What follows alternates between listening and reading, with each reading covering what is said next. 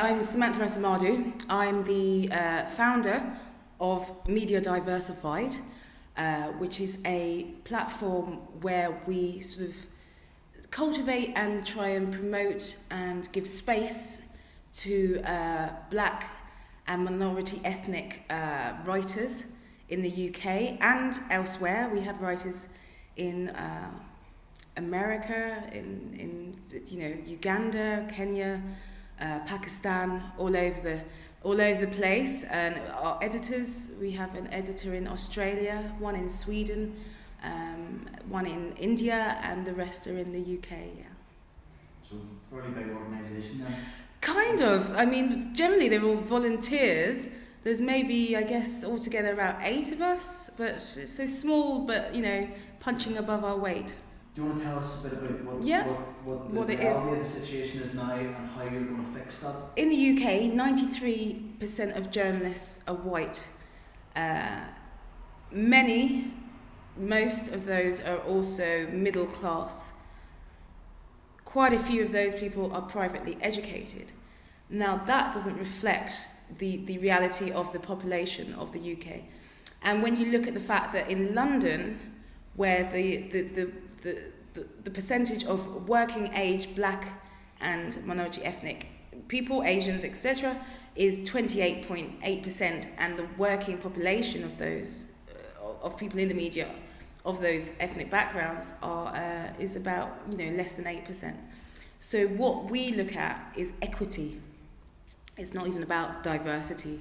It's just media reflects society. Society reflects the media. So if you don't have equity, if you don't have those people's voices in the civic discourse, in politics, on the TV, behind the words, on the radio, then there's a problem, because for one thing, having that equity promotes a cohesive or more cohesive society.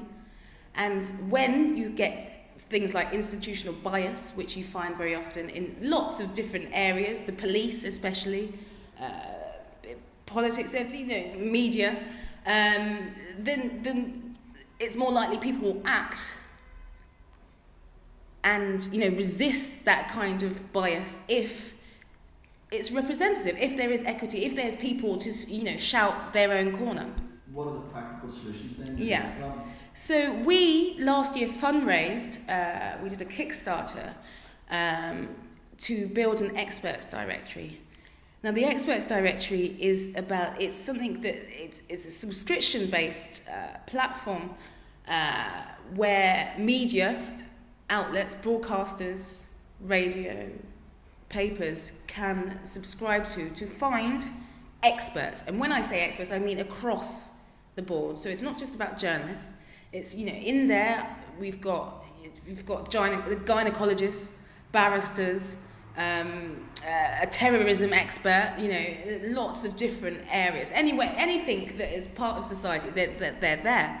And they're experts in their field. We haven't just opened it up and said, well, they're all experts in their fields. Most of them, the vast majority, have media experience as well, because at the moment, we can't afford to train them. Eventually, we hope we will. So they've had experience, whether online or whatever, in some way. It doesn't have to be they don't have had to have been on Newsnight once before we take them. We just see potential and confidence to speak with expertise on their profession.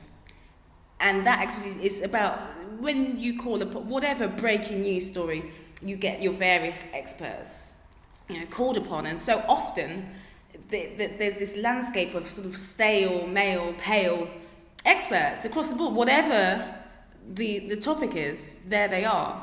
And so we're not providing an alternative. We are saying, these experts, you should, when you're looking for whatever expert on whatever topic, you should be building this into your system. So you're looking at that list maybe, but you look at this at the same time. You're not just looking for a black or Asian person to talk about this topic or this racism issue or whatever. We want, equity across the board. And so, something that happened, one broadcast, one broadcaster that found out when we were fundraising got in contact and said, oh yeah, looks really interesting. We want to get BME people on non-BME topics like politics and health and what? I mean, they were making an effort at least, they got in contact with us, and I'm very willing to work with them, but it did show something very sort of pernicious within the media, that they think that these topics aren't of concern to us. We've got doctors in the database, in the Media Diversified directory.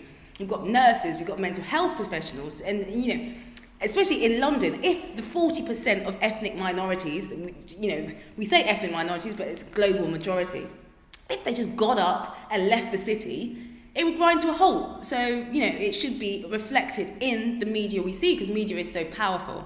So tell me, what sort of uptake have you got on this, on the directory? It doesn't actually launch until next week. Excellent. So we've had it, it's been beta tested for the last couple of months by Sky News. BBC Women's Hour have had a look at it, BBC Newsnight and BBC Africa and a few others. That's a lot of BBC, but but at the same time, we sort of started before we'd even completed the directory. The BBC Two got in contact with us and said they are starting a new show, sort of daily sort of politics show with interviews, etc. And they want to get a cross section of experts. Can we help? And so we put a call out, and over the last couple of months, and got some experts, and they, so we're providing, we're filming the pilots in next month, and sending 60 experts to go and sort of basically interview for the jobs to be experts there. Excellent. I think that's a really good one, Nick. I look forward to seeing that one. We've got a general election coming up, 10 weeks away or something daft like that now.